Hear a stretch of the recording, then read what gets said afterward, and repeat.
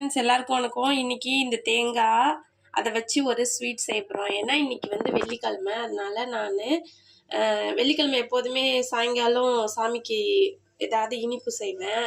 இன்னைக்கு வித்தியாசமாக எங்கள் ஊரில் தஞ்சாவூர் பக்கம் செய்கிற ஒரு ஸ்வீட் செய்ய போகிறேன். நீங்களும் ட்ரை பண்ணி பாருங்கள், இது எப்படி இருந்துச்சுன்னு சொல்லுங்கள்.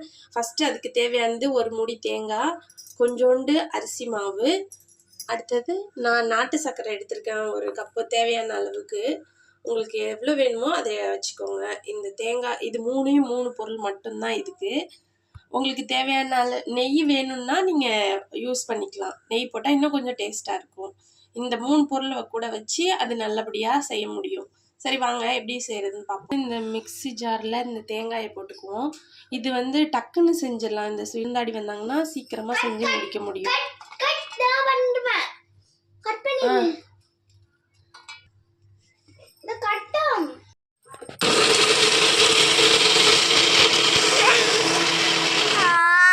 தேங்காயை அரைச்சி இது மாதிரி சேர்த்துக்கிறோம்.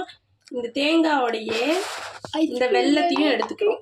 இந்த பர்த்தன்லேயே வெல்லத்தை நாட்டு சர்க்கரை எடுத்துக்குவோம், அதில் ஒன்றா சேர்த்துக்குவோம். இப்போ ஒரு ஓட்டு ஒட்டிடுவோம் மிக்சியில். இந்த அரிசி மாவு, வெல்லம், அதாவது நாட்டு சர்க்கரை, அது தேங்காய் போட்டது, அவ்வளோதான். இதை எல்லாத்தையும் ஒன்றா சேர்த்து அப்படியே இதை அடுப்பில் ஏற்றிக்கிறோம். வேற ஒன்றுமே கிடையாது, அவ்வளோதான். ரோஸ் ஐஸ்கிரீம் மாதிரி இருக்கு.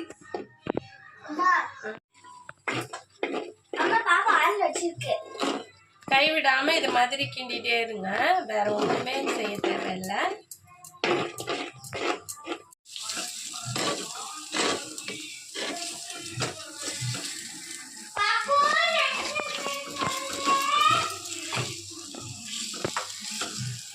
இங்கே பாருங்க, அப்படியே எண்ணெய் நெய் எதுவுமே நம்ம யூஸ் பண்ணல.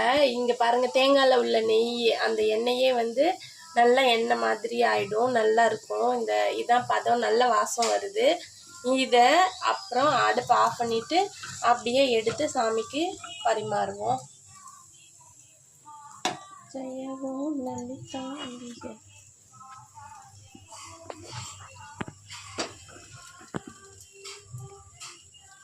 இதில் நீங்கள் தேங்காயை சின்ன சின்னதாக இது பண்ணி வெட்டி அதை தேங்காய் பல்லுன்னு சொல்லுவோம்ல, அது மாதிரி போட்டு நெய்யில் வறுத்து கூட இதில் போட்டு வச்சிங்க சாப்பிடும்போது யூஸ் பண்ணிங்கன்னா நல்லா இருக்கும், நல்லா டேஸ்ட்டாக இருக்கும்.